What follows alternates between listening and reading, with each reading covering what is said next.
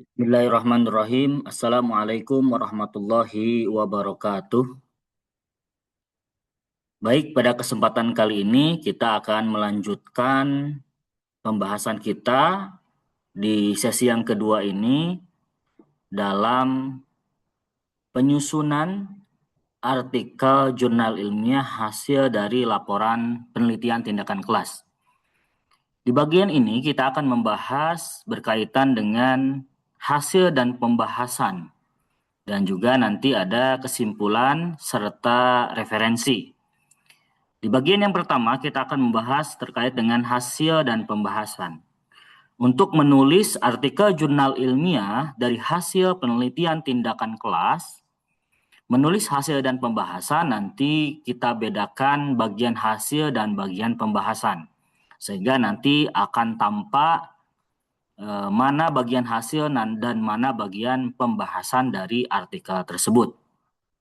Baik, kita akan membahas yang terlebih dahulu adalah bagian hasil. Di bagian hasil, kita akan membahas yang pertama adalah kondisi awal pembelajaran bahasa Arab sebelum penerapan baik itu nanti metode atau media misalkan bahan ajar dan yang lainnya disesuaikan dengan judul yang kita pilih atau yang kita tentukan untuk artikel tersebut.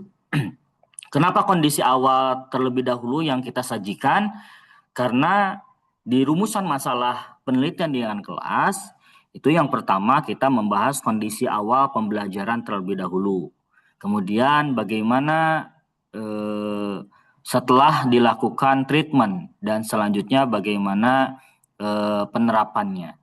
Nah, ini di bagian hasil kita menuliskan kondisi awal pembelajaran bahasa Arab sebelum penerapan cooperative learning, karena di sini judulnya adalah cooperative learning tipe Think Pair Share atau TPS. Ya. Nah, di bagian hasil ini nanti kita menyebutkan observasi awal. Ya, karena di PTK itu ada observasi awal sebelum kita melakukan PTK atau treatment. Disebutkan di sana di bagian hasil dan observasi awal itu misalkan data-data hasil observasinya. Misalkan rendahnya hasil belajar, guru menggunakan media yang kurang menarik dalam pembelajarannya, misalkan kurang interaksi antara siswa dan guru, siswa tidak fokus dalam pembelajaran dan yang lainnya. Begitu pula nanti di bagian hasil ini, di bagian yang pertama di kondisi awal ini, masukkan juga data wawancara dengan gurunya. Jadi hasil wawancara dengan guru dimasukkan menjadi bagian kondisi awal pembelajaran. Data-data dari hasil wawancara dengan guru bahasa Arab seperti apa, kemudian juga di dalamnya mungkin berkaitan dengan pembelajarannya, metodenya, bukunya, mungkin hal-hal yang berkaitan dengan pembelajaran yang ditanyakan kepada guru saat wawancara. Nah, itu di bagian hasil. Kemudian di bagian hasil juga yang nomor kedua adalah proses pelaksanaan PTK di siklus pertama. Karena kita tahu bahwa PTK itu setidaknya paling sedikit ada 2 siklus, maka kita coba untuk menyajikan data di siklus pertama. Ya, di siklus pertama nanti kita tuliskan perencanaan PTK siklus pertama. Jadi mulai perencanaan, kemudian pelaksanaan, kemudian observasi dan refleksi, ya. Nah, di siklus pertama nanti dituliskan juga bagaimana persiapan guru sebelum PTK. Apa saja yang harus disiapkan oleh guru di siklus pertama. Kemudian juga hal-hal yang berkaitan dengan pembelajaran. Ya, selanjutnya juga pelaksanaan PTK-nya. Nah, bagaimana proses pembelajaran di kelasnya dari mulai guru membuka pembelajaran, kemudian guru melaksanakan transfer knowledge atau misalkan guru nanti mengajar begitu ya. Kemudian di akhir guru itu melakukan evaluasi ya sampai dengan akhir pembelajarannya. Dan selanjutnya di bagian siklus pertama ada observasi. Nah, ini observasi ini dilakukan oleh observer. observer yang melakukan observasi PTK. Maka nanti di bagian 2 ini, siklus pertama, masukkan data-data hasil observasi dari observer. Apa yang ditemukan, kekurangan-kekurangan atau catatan-catatan dalam siklus pertama ini. Ya, di observasinya oleh observer seperti apa siklus pertama ini. Misalkan guru masih belum menguasai materi, atau guru masih grogi atau masih gugup dalam mengajar, atau kondisi kelas tidak kondusif. Nah, itu catatan-catatan dari observer selama guru mengajar, baik itu catatan guru atau catatan siswanya, gitu, maka nanti dimasukkan di data observasi PTK siklus pertama. Nah, baru nanti bagian akhir di siklus pertama ini ada refleksi. Ya, di refleksi ini nanti silakan dimasukkan misalkan tabel pretest dan posttestnya. Seperti apa hasil evaluasinya. Ya, hasil evaluasi dari pembelajarannya. Ya, karena ada pretest dan posttestnya, maka di situ disuguhkan tabel pretest dan posttestnya. Nah, kemudian hasil refleksinya apa saja, catatannya apa saja yang perlu diperbaiki nanti untuk masuk ke siklus kedua. Nah, di refleksi ini nanti teman-teman menyantumkan ya hal-hal yang perlu diperbaiki di siklus kedua nanti. Nah, baru nanti setelah selesai menyampaikan data refleksi, masuk ke bagian siklus kedua. Di siklus kedua pada dasarnya sama dengan siklus ke-1 ya, dari mulai perencanaan, pelaksanaan, observasi dan refleksi. Tentunya di siklus yang kedua ini berdasarkan dari hasil refleksi di PTK siklus pertama. Ya, perencanaan, pelaksanaan, observasi dan refleksinya tadi mirip dengan di siklus pertama. Langkah-langkahnya 4 langkah ini ya, itu. Nah, isinya juga nanti sajikan sesuai dengan fakta yang ditemukan di lapangan. Nah, kemudian yang bagian ketiga di nomor ketiga ini adalah peningkatan, ya peningkatan hasil belajarnya seperti apa. Nah, kalau yang motivasi juga sama, peningkatan hasil motivasinya seperti apa? Ya, berdasarkan dari catatan di siklus pertama dan siklus kedua. Ya, bagaimana peningkatan kemampuan membacanya, misalkan kalau dalam bahasa Arab ya, bagaimana peningkatan kemampuan maharatul kalamnya, bagaimana kemampuan istimanya, bagaimana kemampuan misalkan kitabahnya dan yang lainnya. Ini disesuaikan dengan judul kita masing-masing. Nah, di bagian ketiga ini tentunya nanti ada hasil perbandingan antara pretest dan posttest di siklus pertama dan kedua. Nanti disajikan data-data seperti tabel pretest siklus pertama dan siklus kedua, nanti dibandingkan dan hasilnya dilihat. Apakah ada peningkatan hasil belajar atau tidak.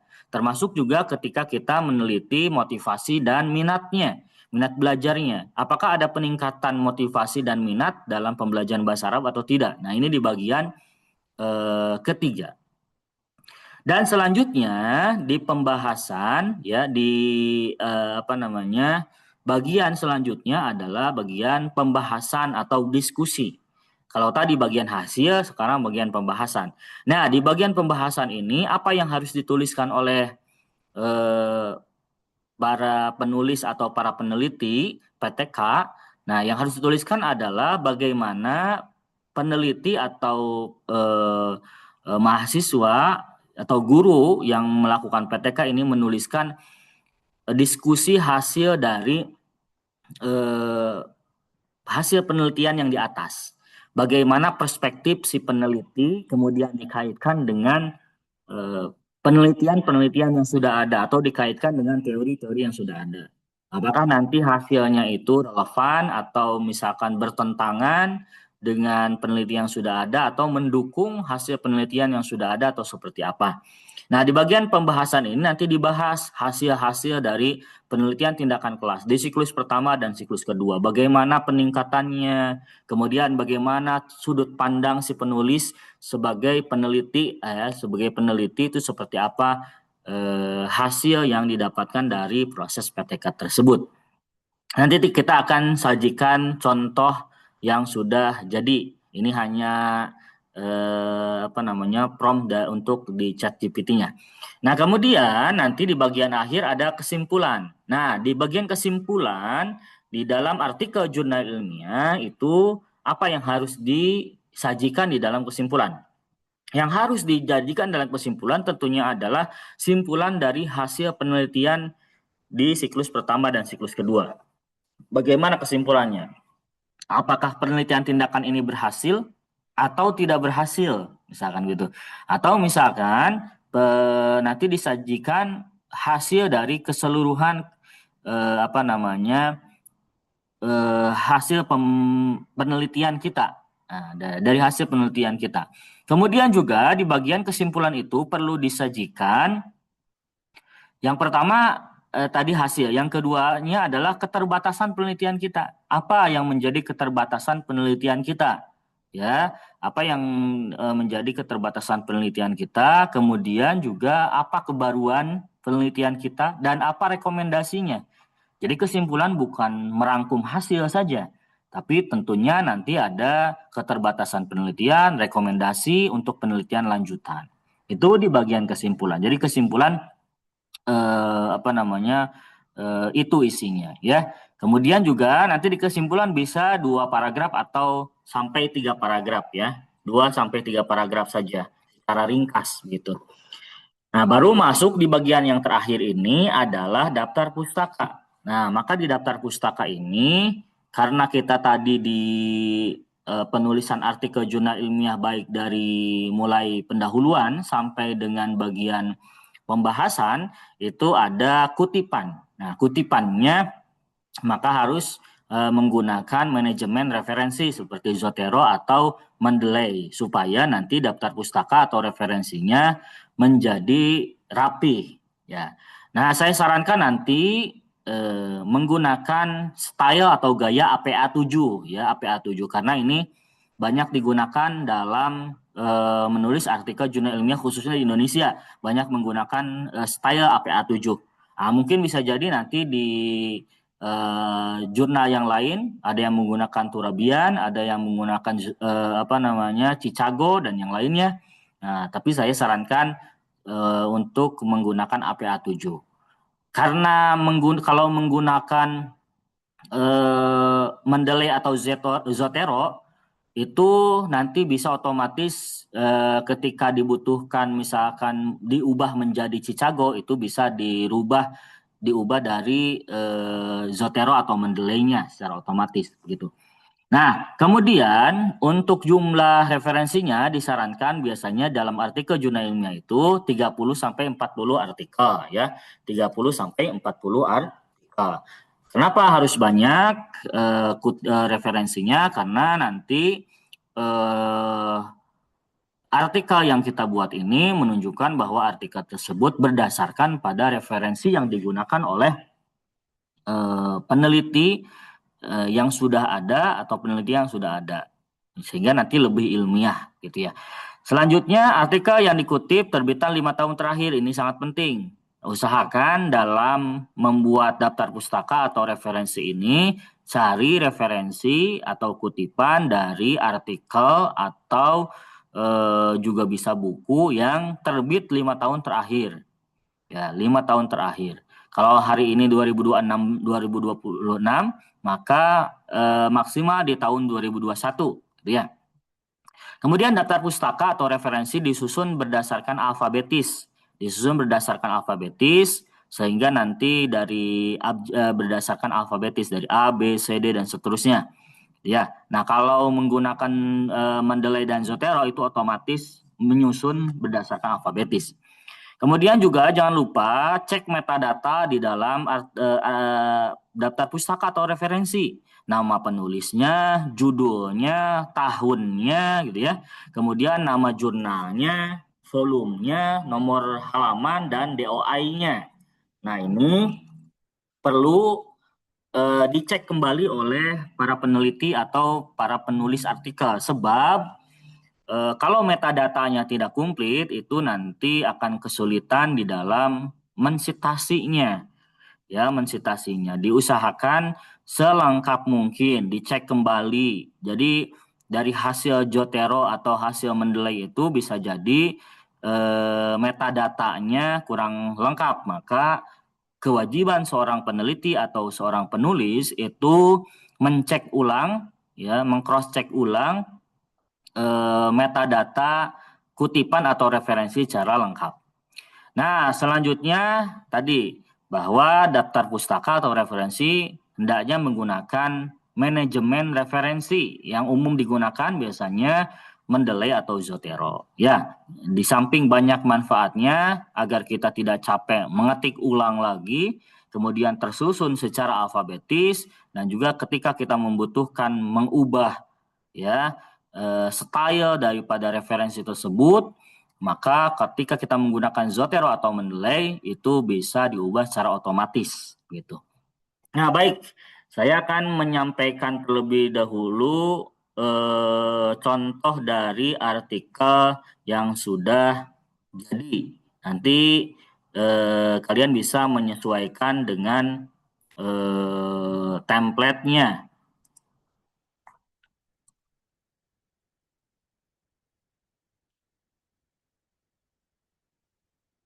Baik, ini artikel di bagian hasil dan pembahasan kita akan coba lihat. Nah, di bagian hasil dan pembahasan, sebagaimana yang tadi disebutkan, kita membahas terkait dengan kondisi awal siswa atau prasiklus.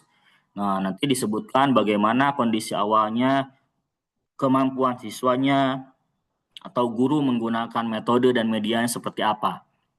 Di bagian kedua, sebagaimana yang tadi sudah disampaikan, ada masuk siklus pertama atau proses PTK. Siklus pertama dari mulai perencanaan, disebutkan apa saja yang direncanakan oleh guru, kemudian pelaksanaannya seperti apa, pelaksanaan pembelajaran termasuk juga nanti dimasukkan gambar ketika siklus pertama atau medianya yang digunakan dalam siklus pertama. Kemudian selanjutnya ada observasi. Di bagian observasi ini nanti silakan Anda tuliskan hasil observasi dari observer yang mengobservasi penelitian Anda di kelas. Ya, hasil pengamatan aktivitas gurunya seperti apa gitu ya. Kalau ada lembar observasinya silahkan dimasukkan di bagian ini. Kemudian juga selanjutnya hasil pengamatan siswa, bagaimana siswa di kelas. Nah, ini juga silahkan dimasukkan di bagian observasi di siklus pertama. Yang terakhir adalah refleksi. Nanti di refleksi kita lihat di bagian refleksi ini kita lihat bagaimana catatan-catatan daripada observer dan juga tim dalam pelaksanaan PTK itu apa saja yang menjadi catatannya. Termasuk juga nanti kita lihat hasil pretest dan post-testnya. Apakah ada peningkatan di siklus pertama gitu. Kemudian nanti selanjutnya masuk pada pembahasan di siklus kedua. Siklus kedua juga sama dengan siklus pertama, nanti ada perencanaan, dimulai dengan perencanaan, kemudian pelaksanaannya seperti apa, kita uraikan nanti pelaksanaan dalam pembelajaran, dan observasi. Sama di observasi ada hasil pengamatan guru di siklus keduanya seperti apa. Nah, dimasukkan di sini nanti hal-hal yang berkaitan dengan hal tersebut. Dan selanjutnya hasil pengamatan siswa, keaktifan siswanya, kemudian kedisiplinannya, penugasannya seperti apa. Yang terakhir, bagian siklus kedua adanya refleksi. Di bagian refleksi ini nanti merefleksikan hasil pembelajaran di siklus keduanya.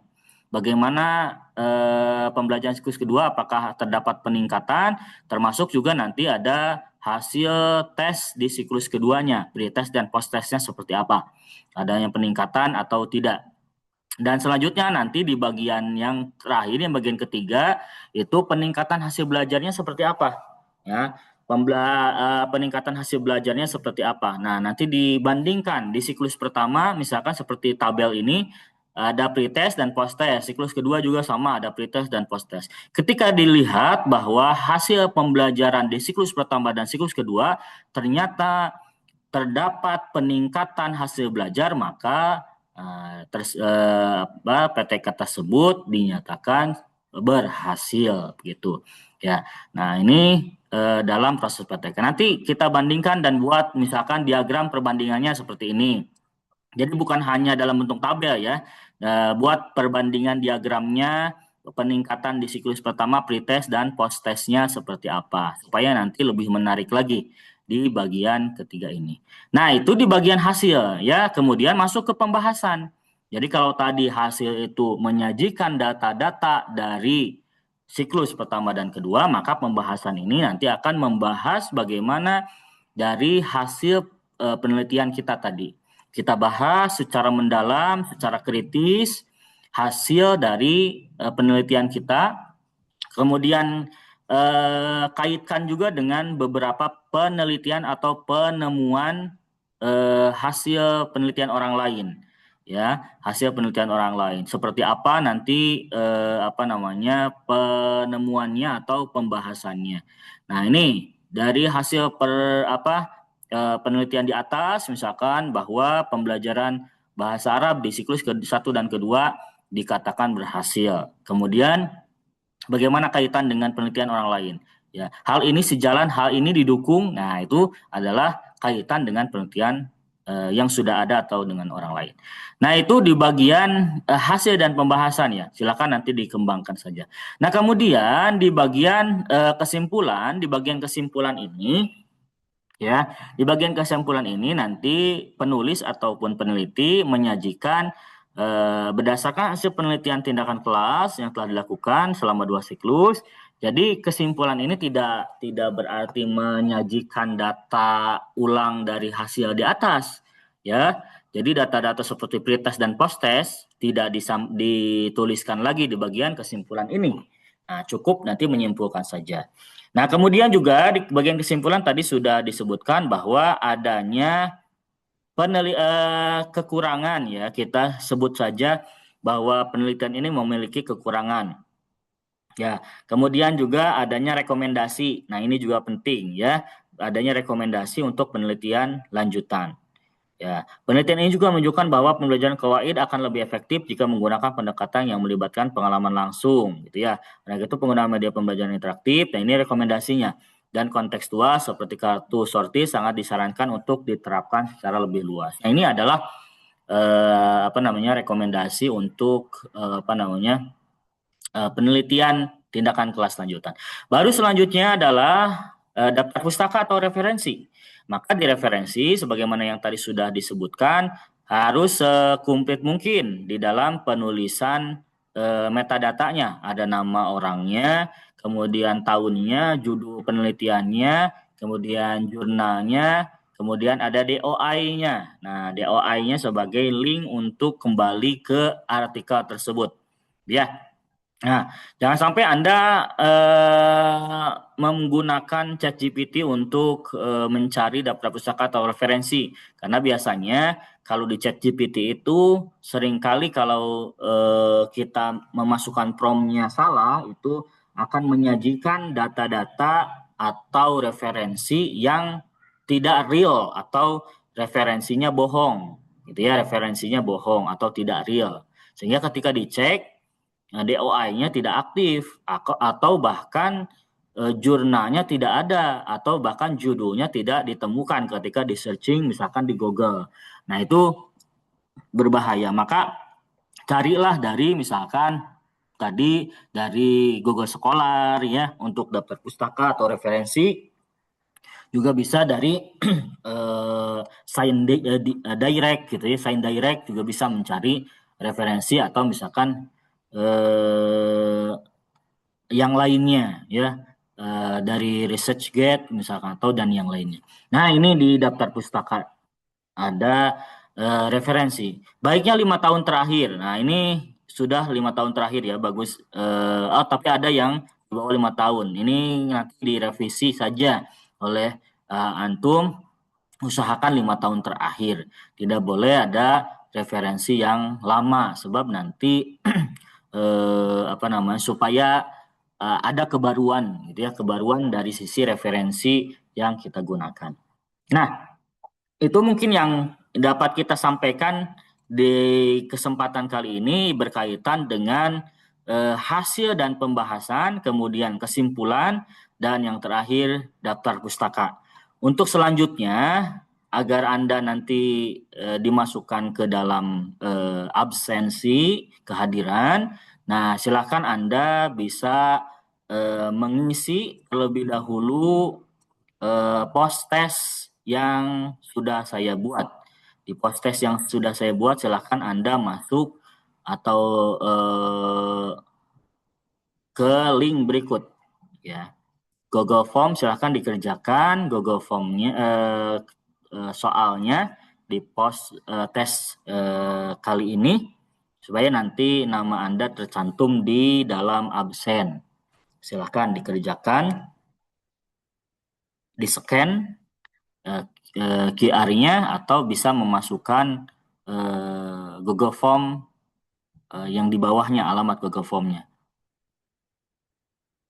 Ini sebagai kehadiran Anda di dalam menulis artikel jurnal ilmiah. Silakan.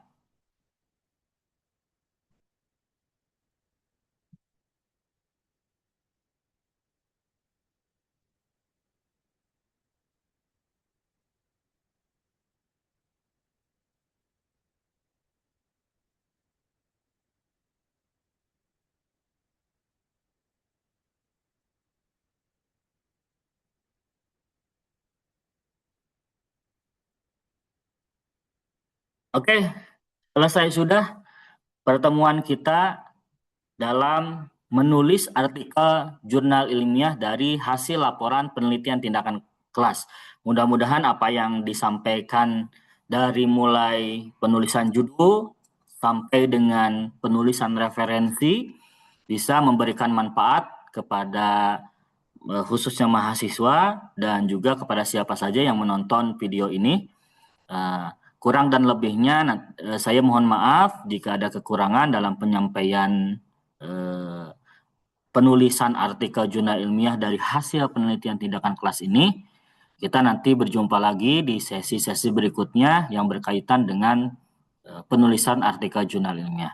Terima kasih atas perhatian dan terima kasih sudah menonton video ini. Saya akhiri, wassalamualaikum warahmatullahi wabarakatuh.